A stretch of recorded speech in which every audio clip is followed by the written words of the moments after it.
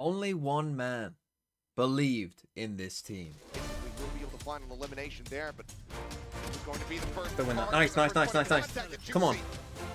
He's able to win it out. Player standing. Self-alone. Nice, he's low. He's gonna ace the round. There's no way. As he looks to the ace. Let's go! Sing it, do, what did he do? Kill it, YZ, and win it map number 2. That's good, that's fine, you know it's fine. Juicy's on the tear again, and he's fragging all the time. Sing it, do, what did he do? And that man was me. Here I am, the Wolves fan. How many of you have this jersey? Not many of you, definitely not in the West. But let's take a look today at Wolves and how they managed to beat RRQ and really so far perhaps have been the story, or at least a big part of the story, at Masters Toronto. So we're going to take a look here at Wolves' Icebox attack. They were 8-4 down against RRQ. They won every single attack round from this point on and won the map 13-8. And look, it's Icebox. There isn't going to be a ton of interesting macro ideas. We're going to go A, we're going to lurk mid sometimes.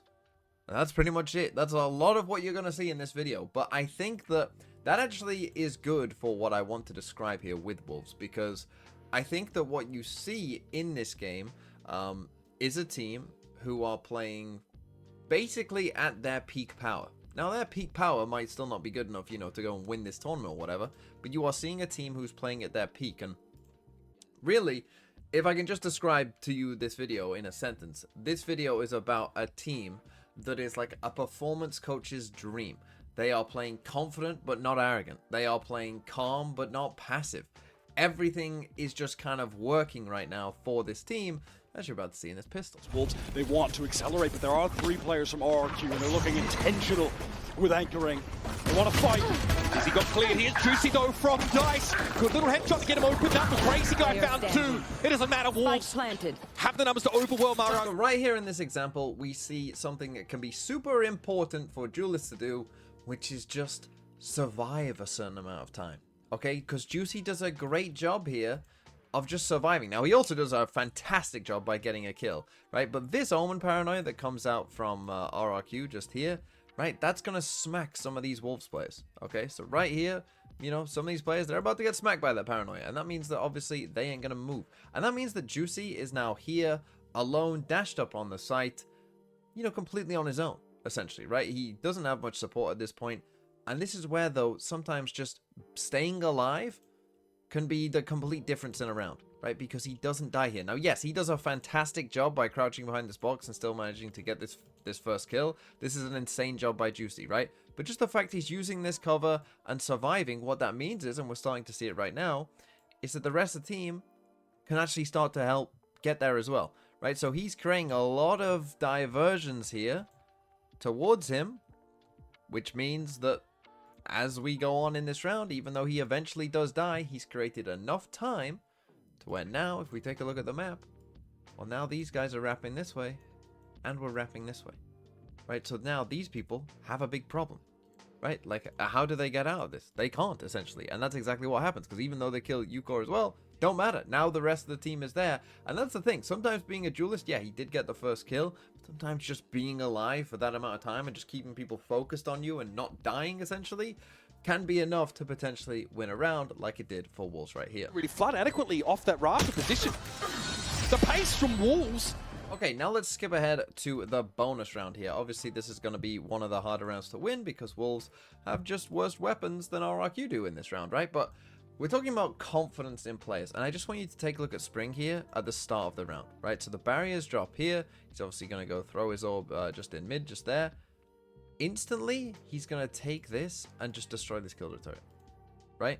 So we are 5 seconds into the round. Killjoy turret's down, right? He didn't put the orb up. He just came out here and destroyed this Killjoy turret. And yeah, there actually was a player there, right? There was a player there who potentially could have, you know, taken his head off.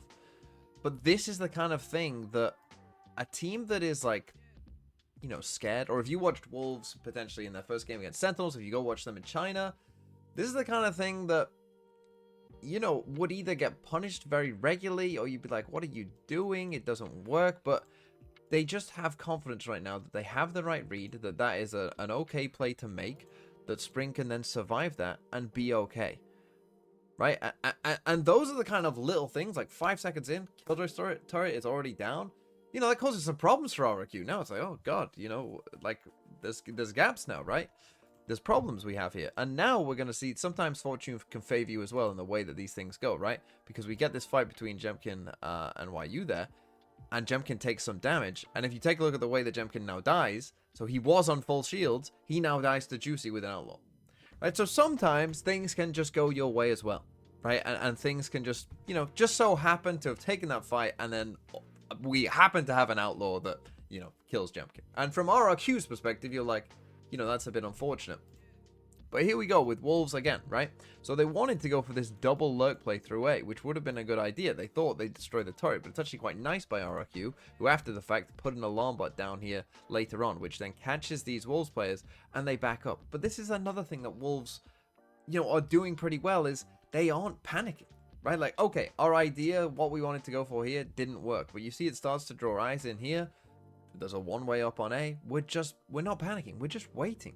You know, we're patient. That they aren't rushing into things, right? So when eventually now they decide, you know, that Spring is coming back towards A, now they're going to go for this A exec. You know, the util is going to be good. RRQ aren't in the best position to deal with it, and then Wolves can just cascade into a round win. Playing with a lot of one-ways, giving his team something to work off of. Pushing out some pressure now. Just flattened by Dizzy. Couldn't see a damn thing. Juicy's actually opted to take up the Guardian here. They'll be on this A side. Look how meticulous they are. Also, the push up too. Might be illuminating for Lysol. Again, 30 seconds left. Just this team taking their time. RRQ want to get in there, letting the wingman get the spike down. Lysol just chilling on the flank. Doesn't even need to be that free. chill. The turret's not there to see him out. And right there, you got a great example of Wolves being patient and not rushing things, right? Because when these two get spotted here in mid and come back, well, from this point in the round, the only people that get kills are these two.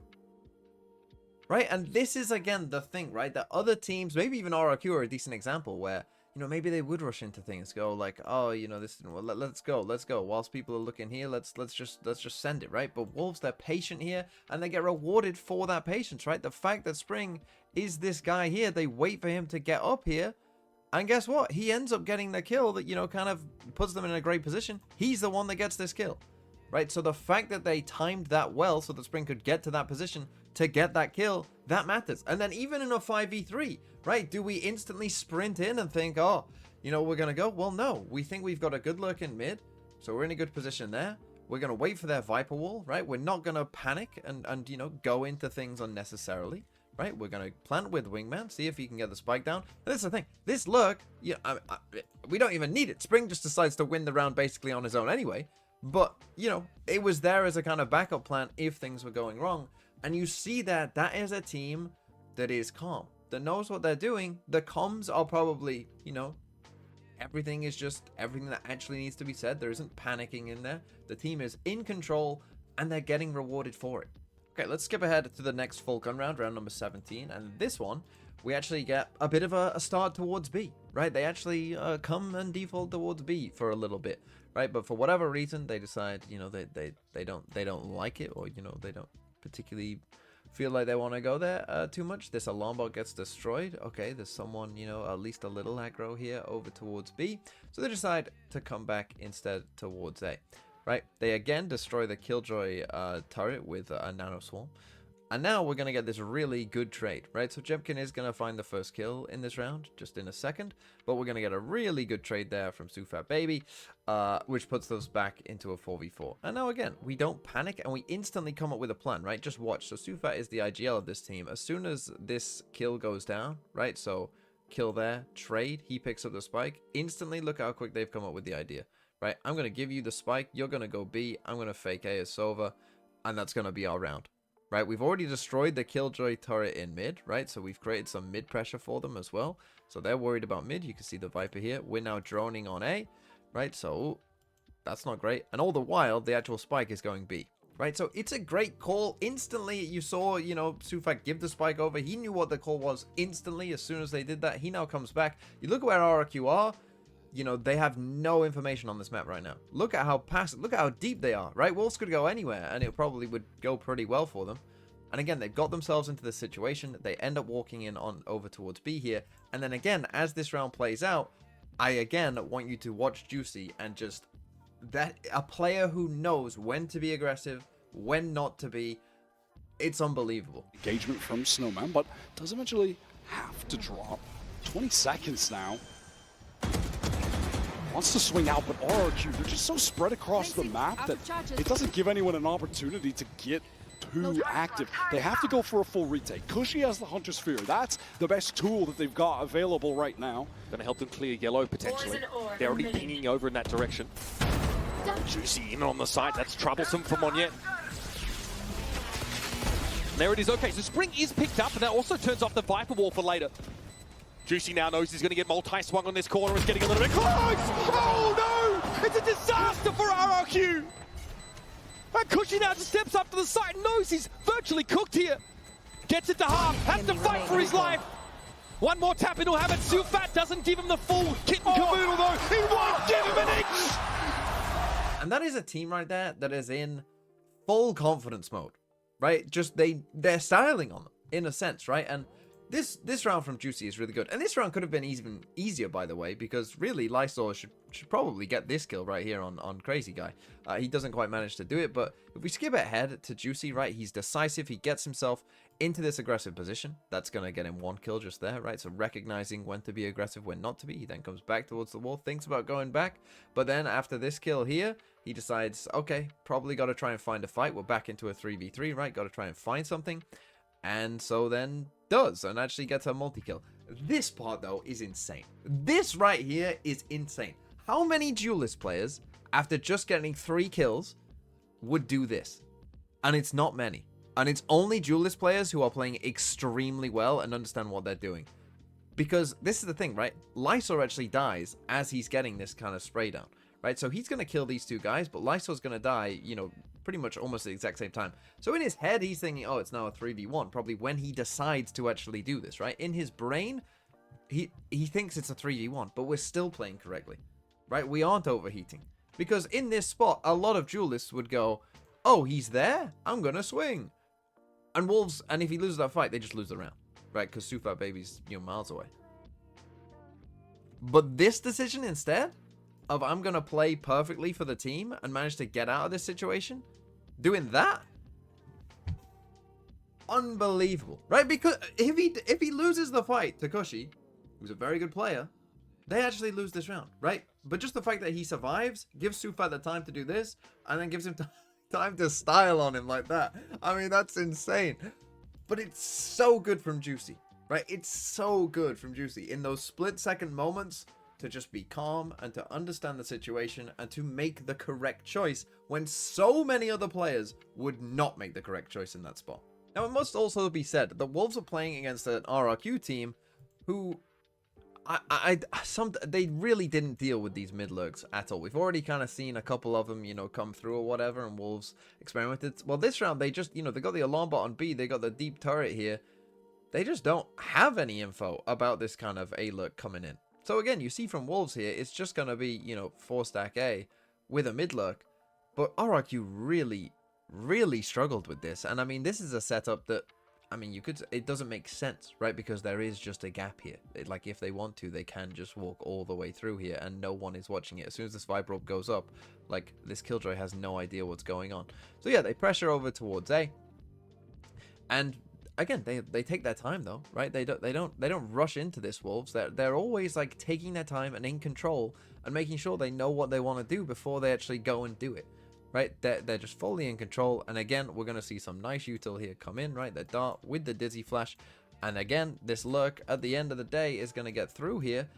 And again, they don't maybe even fully need it. But it just went to show that RRQ were really struggling with that part of the game as well. Execute's coming through. Dizzy over the top. Jemkin is forced back, finally off that line, has to drop low. Thrash could be a big problem for the Jet too. I say Execute's coming through. Wolves, they're content to just keep playing it slow. Wait for this Thrash. Here we go. Now it's on. YU sees the Omen TP away, spots 2 players in. Rafter knows that's probably enough to be going on with. It's Juicy into Nest. Crazy Guy doesn't have a chance to get eyes on him now. Juicy appears out of nowhere in the low ground. And Jemkin was forced off the site with his op. Desperately trying to get this weapon in his hands. And he's put it to use against Spring, but he remains on the outside looking in. And now Juicy is not done! Cutting a bloody swap through all of RRQ, such that Monyet at 5 health. He's got no business even trying to win the round for his team. So again, even though Spring only gets one from this position, this crazy position just here, it doesn't really matter. And again, I mean, look, again, you could say here Juicy doesn't really have a business winning that fight, but he does. There's Spring getting his one. And even though now, you know, he kind of just gets, you know, he's always going to die here, right? He's getting basically, you know, he's in between 3 different players. He's always going to die to someone here. But it allows them space to get the spike down again. It allows them to set up into a proper post plant, you know, in a 3v4. Like, it's a tough spot. And again, Juicy just goes crazy, right? He just goes crazy. And again, you see RRQ, a team that perhaps is rushing into things, is panicked a little bit, you know, versus a team that isn't and is just in complete control. And that's what this half of Valorant was.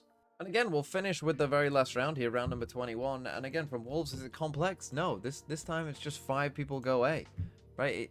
I mean, it's Icebox, right? It's not the most complex thing in the world, but again, Juicy just updraft knives, kills Jemkin. And they're just in control, right? Everything RRQ tried to do, there were some rounds where they tried to get aggressive here on A, it didn't work.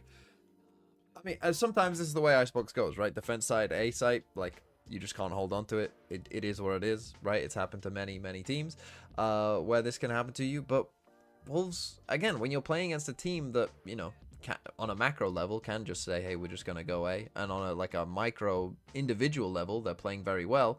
That's hard to beat, right? And so it was right here, where, again, Wolves managed to get into a 5v3. And this is the thing. In my mind, probably if you were watching this live, you thought, they're not losing this 5v3. Right, which is a weird thing to say about a team that coming into this tournament, if they were in this spot, I would say, oh, they're definitely probably going to lose a 5v3. They will choke leads. That's kind of what they're known for. But not this version of Wolves.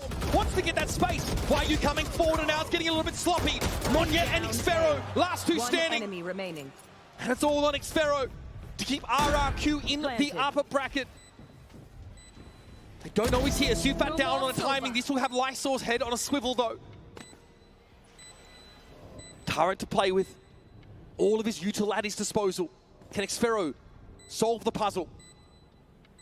Around the corner, Lysor and Juicy doubled up. Juicy in a position to trade should Lysor get information on Xfero's spot. He's on the move! And RRQ trying to run with the Wolves!